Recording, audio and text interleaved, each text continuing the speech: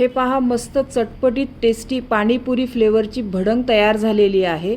भडंगला रंग तर काय सुरेख आलेला आहे आणि चवीला पण मस्त झालेली आहे। नमस्कार, मी कविता, कविताच टेस्टी फूडमध्ये सर्व खवय्यांचे पुन्हा एकदा स्वागत करते। आज आपण उन्हाळा स्पेशल पाणीपुरी फ्लेवरची भडंग कशी करायची ते पाहणार आहोत। रेसिपी नेहमीप्रमाणे खूप साधी व सोपी आहे। उन्हाळ्यात मुलांना सुट्ट्या असतात, त्यांना मधल्या वेळात काही ना काहीतरी खायला लागतंच। ही भडंग अशी करून ठेवली तर मुलेही खुश होतील। या भडंगमध्ये मी भरपूर प्रमाणात पुदिना, कोथिंबीर, कढीपत्ता घातलेला आहे। हे सर्व पदार्थ आपल्या शरीरासाठी थंडावा देणारे असतात।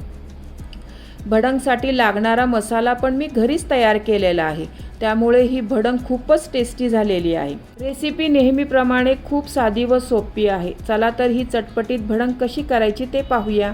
तुम्ही या चॅनलला अजून सबस्क्राईब केले नसेल तर जरूर सबस्क्राईब करा, ते निशुल्क आहे।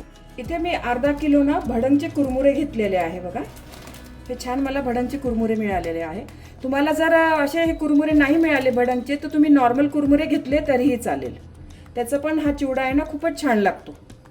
हे कुरमुरे आहे ना आपण आता चाळून घेऊया। खूप कचरा घाण पण असतं ना याच्यामध्ये। हे कुरमुरे आहे ना असे व्यवस्थित चाळून घेते मी। सर्व चुरमुरे आहे ना व्यवस्थित चाळून घेते। चुरमुऱ्यांमध्ये बघा असा कचरा असतो ना, याच्याने आपला चिवडा ना चांगला होत नाही, त्यामुळे हे सर्व चुरमुरे असे व्यवस्थित चाळून घेते। हे पाहिजे तर सर्व चुरमुरे चाळून घेतलेले आहे। इतका कचरा निघालेला आहे बघा याच्यामध्ये। चिवड्यामध्ये घालण्यासाठी हे साहित्य घेतलेलं आहे बघा मी। एक छोटी जुडी ना कोथिंबीर, ही स्वच्छ धुवून आणि सुकवून घेतलेली आहे। तसाच एक छोटी जुडी पुदिना पण तसाच घेतलेला आहे, स्वच्छ धुतलेला आहे आणि फडक्यावर वाळवून घेतलेला आहे। याच्यामध्ये ना पाणी अजिबातच नाहीये। एक वाटी कढीपत्ता आणि हिरवी मिरची। इथं हिरवी मिरची मी 10 ते 12 हिरवी मिरची घेतलेली आहे। तुमच्या घरी जर लहान मुलं असेल आणि त्यांच्यासाठी तुम्ही चिवडा बनवत असाल ना तर थोडी मिरची कमी घेतली तरी चालेल। माझ्या घरात सर्व मोठे आहे ना, त्याच्यामुळे मिरची थोडी मी जास्त घेतलेली आहे। हा चिवडा पाणीपुरी फ्लेवरचा चिवडा आहे ना, त्याच्यामुळे मी पुदिना, कोथिंबीर, हिरवी मिरची, कढीपत्ता सर्व जास्त प्रमाणात घेतलेला आहे। खूप छान फ्लेवर लागतो पुदिन्याचा वगैरे। उन्हाळ्यामध्ये आपल्या शरीराला थंडावा मिळण्यासाठी कोथिंबीर, पुदिना हे सर्वच चांगलं आहे। चिवड्यामध्ये घालण्यासाठी मी एक मोठी वाटी शेंगदाणे घेतलेले आहे आणि हे डाळ्या घेतलेल्या आहे। जे पंढरपुरी डाळ्या असतात ना त्या घेतलेल्या आहे। ह्या डाळ्या आणि शेंगदाण्याचं काही प्रमाण नाही आहे, तुम्हाला आवडीप्रमाणे कमी जास्त केलं तरीही चालेल। या चिवड्यामध्ये घालण्यासाठी आपल्या घरचेच बेसिक मसाले घेतलेले आहे बघा। एक मोठा चमचा ना हे भाजलेल्या जिऱ्याची पूड घेतलेली आहे। एक चमचा पिठी साखर घेतलेली आहे। अर्धा चमचा सुंठ पावडर घेतलेली आहे। एक चमचा आमचूर मसाला आहे। एक चमचा काळं मीठ आहे। एक चमचा साधं घरचं मीठ आहे, आपलं रेग्युलर मीठ खातो ना ते मीठ आहे हे। एक चमचा चाट मसाला आहे आणि 2 चमचे ना पाणीपुरी मसाला घेतलेला आहे आणि एक अर्धा चमचा हळद घेतलेली आहे। फार बेसिक मसाले आहे या चिवड्याला लागणारे, हे आपल्या घरामध्ये नेहमी असतातच हे मसाले। आणि हे सर्व मसाले आहे ना या चमच्याने मी मोजून घेतलेले आहे। हा आपला पोहे खाण्याचा चमचा आहे ना, त्याच्यानेच हे सर्व मसाले मी मोजून घेतलेले आहे। हे सर्व मसाले आहे ना एका वाटीमध्ये ना मिक्स करून ठेवूया आपण। हे साधं मीठ आपलं रेग्युलर, हे काळं मीठ, हळद, पाणीपुरी मसाला, ही सुंठ पावडर, भाजलेल्या जिऱ्याची पूड, आमचूर पावडर, चाट मसाला आणि पिठी साखर, हे सर्व आहे ना आपण मिक्स करून ठेवून देऊया।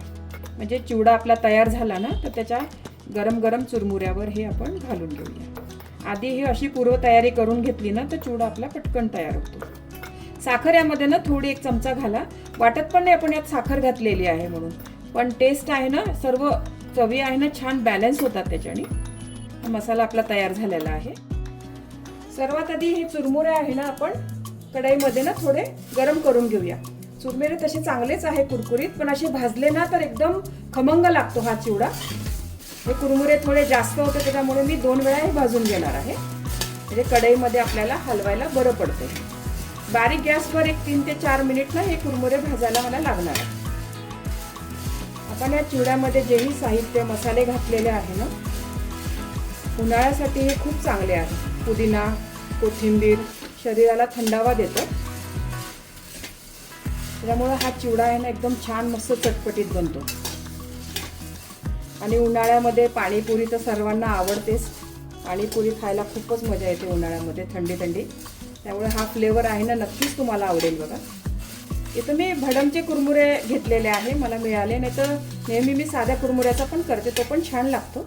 असं नाही की भडंगचेच कुरमुरे घेतले पाहिजे. एक 5 मिनिट झालेले आहे. हे कुरमुरे आहे ना बारीक गॅसवर मी छान खमंग भाजले आहे बघा. हे मस्त कुरमुरे भाजले गेलेले आहे. असे कुरकुरीत झाले ना तरीच चिवडा आहे ना खायला छान लागतो. चिमलेले असेल तर मग नाही चांगला लागत एवढा चिवडा.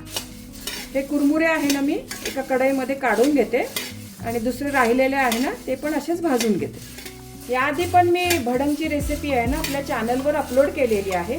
कोल्हापुरी भडंग आहे बघा, खूप मस्त टेस्टी भडंग आहे. नक्की रेसिपी पहा तुम्ही त्यांची. छान चटपटीत भडंग आहे ती पण. ही आपली कढई आहे ना चांगली गरम आहे. याच्यामध्येच हे कुरमुरे मी राहू देणार आहे. आपले कोथिंबीर, कढीपत्ता, पुदिना तळेपर्यंत ना हे चांगले आणखीन कुरमुरे कुरकुरीत होईल. पण कुरमुरे याच्यात घालून घेते मी. हे कढई आपली छान गरम आहे ना तर आणखीन कुरमुरे आहे ना छान मस्त कुरकुरीत होईल. हे बाजूच्या गॅसवर ठेवून देते. गॅसवर कढईमध्ये तेल गरम करायला ठेवलेलं आहे. तेल पण चांगलं गरम झालेलं आहे. सर्वात आधी ना मी मिरच्या तळून घेते. मिरच्यामध्ये ना थोडंसं मीठ घालते. कोणत्याही प्रकारचा चिवडा जर तुम्ही करत असाल ना तर सगळ्यात आधी तुम्ही मिरची तळा. मिरची अशी तळून घेतली ना तर तेलामध्ये ना मिरचीचा तिखटपणा उतरतो. आणि याच्यामध्ये मी आता मीठ पण घातलेलं आहे ना त्याच्यामुळं मिरची आहे ना चवीला खूप छान लागते. आणि याच्यानंतर जे पदार्थ आपण तळतो ना शेंगदाणे, डाळ्या वगैरे, तर त्यांना पण हा तिखट मिठाचा टेस्ट लागते आणि ते पदार्थ पण ना चवीला चांगले लागतात. तुम्ही आधी असे करत नसाल ना तर करून बघा. मिरची आहे ना अशी छान कुरकुरीत होईपर्यंत आपल्याला तळून घ्यायची आहे. मी कोणताही चिवडा करताना ना सर्वात आधी अशी मिरचीच तळून घेते. त्या तेलामध्ये ना मिरचीचा सर्व तिखटपणा उतरलेला आहे. त्यामुळे शेंगदाणे, डाळ्या आहे ना अशी आळणी लागत नाही आपल्याला खाताना. त्यांना पण असं तिखट आणि मिठाची टेस्ट लागते. मिरची आहे ना बारीक गॅसवर छान कुरकुरीत तळून घेतलेली आहे मी. ताटामध्ये काढून घेते. यामध्ये मी आता शेंगदाणे तळून घेते. शेंगदाणे आहे ना हे पण आपल्याला बारीक गॅसवरच तळून घ्यायचे आहे. मोठ्या गॅसवर शेंगदाणे तळले ना तर वरनं लगेच लालसर होतात आणि आतनं ना कच्चे राहतात. अशा चिवड्यामध्ये ना असे कुरकुरीत शेंगदाणे छान लागतात. त्यामुळे बारीक गॅसवर शेंगदाणे तळून घेणार. शेंगदाणे पण छान कुरकुरीत झालेले आहे बघा. त्याची साल ना वरची चांगली तडकलेली आहे. असेच कुरकुरीत शेंगदाणे बारीक गॅसवर तळून घ्या. हे शेंगदाणे आहे ना एका डिशमध्ये दुसऱ्या काढून घ्या. सर्व पदार्थ आहे ना आपल्याला वेगवेगळे काढून घ्यायचे आहे. आता आपण डाळ्या तळून घेऊया. या डाळ्या तळायला ना जास्त वेळ लागत नाही. आधीच या डाळ्या भाजलेल्या असतात. 1-2 मिनिटं फक्त आपण कुरकुरीत करून घेऊया. जास्त तळल्या ना त्या ह्या कडक लागतात खाताना आपल्याला. त्या डाळ्या पण तळून झालेल्या आहे. अगदी 2 मिनिटं तळून घेतलेल्या आहे मी. शेंगदाण्याच्याच प्लेटवर काढून घेऊया. आता आपण पुदिना तळून घेऊया.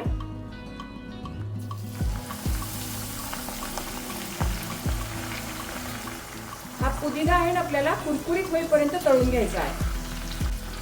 पुदिना, कोथिंबीर असं कुरकुरीत नाही तळलं ना तर चिवडा आपला मऊ पडेल. मग छान असा कुरकुरीत नाही लागणार.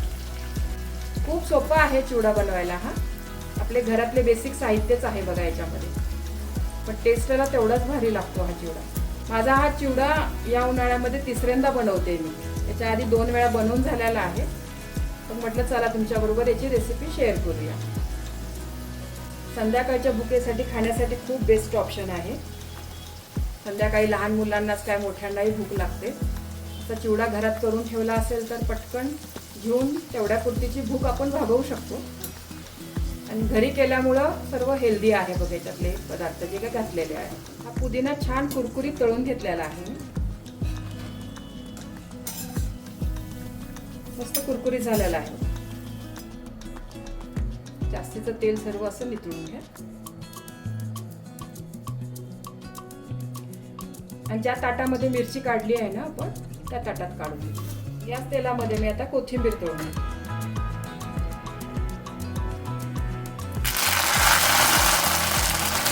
कोथिंबीर थोडी जास्त आहे त्याच्यामुळे 2 बॅच मध्ये मी तळून घेते. बाकीची राहिलेली कोथिंबीर पण मी तळून घेते. सर्व कोथिंबीर तळून झालेली आहे. आता आपण कढीपत्ता तळूया. कढीपत्ता पण आपल्याला कुरकुरीत होईपर्यंत तळून घ्यायचा आहे. कढीपत्ता पण चांगला कुरकुरीत झालेला आहे बघा. आपण काढून घेते. सर्व पदार्थ आपण थंड करून घेऊया आणि नंतर मग मिक्सरमध्ये बारीक करायचे आहे. पूर्ण गार करून घ्यायचे आहेत आपल्याला. हे सर्व गार झालेलं आहे बघा. हे सर्व पदार्थ आहे ना छान कुरकुरीत आहे बघा. कढीपत्ता पण, पुदिना, कोथिंबीर. आता आपण मिक्सरमध्ये हे बारीक करून घेऊया. या मिक्सरच्या भांड्यामध्ये मी आधी जिरा पावडर बनवलेली होती, तेच भांडं वापरते.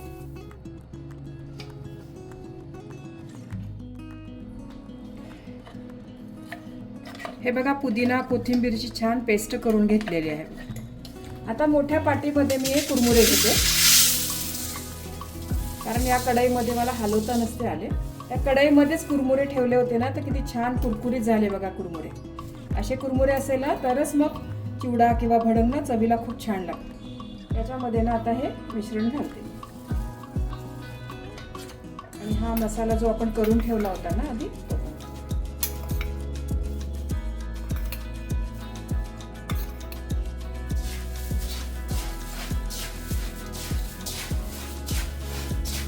आधी या चमच्याने हलवते. शेवटी हातानेच हलवावं लागणार आहे, तरच कुरमुऱ्याला आहे ना हे पुदिना आणि कोथिंबीरचं मिश्रण छान लागतं. हे मिश्रण आहे ना सर्व कुरमुऱ्यांना चोळून घ्यायचं.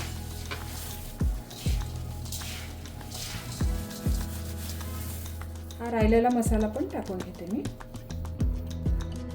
आधी सर्वात चुरमुऱ्यांना हे सगळं मिश्रण चोळून घ्या तुम्ही. नंतरच त्याच्यामध्ये ना शेंगदाणे आणि त्या डाळ्या घाला.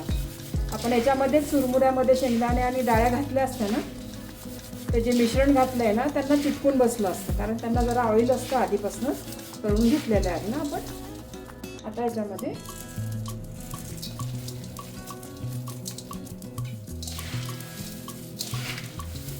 हे पाय भडंग आहे ना मस्त झालेली आहे, एकदम चटपटीत झालेली आहे बघा. हाताला माझ्या बघा किती मसाले लागलेले आहेत. चवीला एकदम पाणीपुरी आपली कशी चटपटीत लागते ना तशीच फ्लेवरची झालेली आहे भडंग. त्याच्यामध्ये तुम्हाला आवडत असेल ना तर तुम्ही तितकी पिवळी शेव पण टाकून खाल्ली तरी छान लागेल. ही भडंग आहे ना तुम्ही झिपलॉकच्या बॅगमध्ये भरून ठेवा. अशी या बॅगमध्ये भरून ठेवली ना तर महिनाभरही अशी ठेवली तर चांगली फ्रेशच राहते, अजिबात खराब होत नाही किंवा मऊ पण पडत नाही. अशी हवा काढून पॅक करून ठेवा. हे बघा अशा बॅगमध्ये भरून ठेवली ना तर खूप छान टेस्टी राहते बरं काही अशी भडंग. चवीला एक महिनाभर बी अशीच राहिली ना तरी चांगली राहते, अजिबात मऊ पडत नाही, टेस्टही बदलत नाही. ही भडंग खूपच टेस्टी आणि चटपटीत झालेली आहे. तुम्ही एकदा तरी ही भडंग नक्की करून पहा, खूप आवडेल तुमच्या घरी सर्वांना. तुम्हाला ही रेसिपी आवडली असेल तर तुमच्या मित्रमैत्रिणी आणि नातेवाईकांबरोबर शेअर करा. व्हिडिओला लाईक करा व चॅनलला सबस्क्राईब करा. रेसिपीला कमेंट्स करा. तुमच्या कमेंट्स वाचायला मला फार आवडतात. तुमच्या लाईक्स आणि कमेंट्समुळे माझा उत्साह वाढतो आणि नवनवीन व्हिडिओ बनवण्यासाठी प्रोत्साहन मिळते. त्याचबरोबर तुम्ही मला फेसबुक, इंस्टाग्राम आणि पिनट्रेस्टवर देखील फॉलो करू शकतात. त्यांची लिंक डिस्क्रिप्शन बॉक्समध्ये दिलेली आहे. तुम्ही ही रेसिपी कोणत्या गावातून पाहताय तेही सांगा. तर पुन्हा भेटूया एका नवीन रेसिपीसह. तोपर्यंत मस्त खा, काळजी घ्या. धन्यवाद.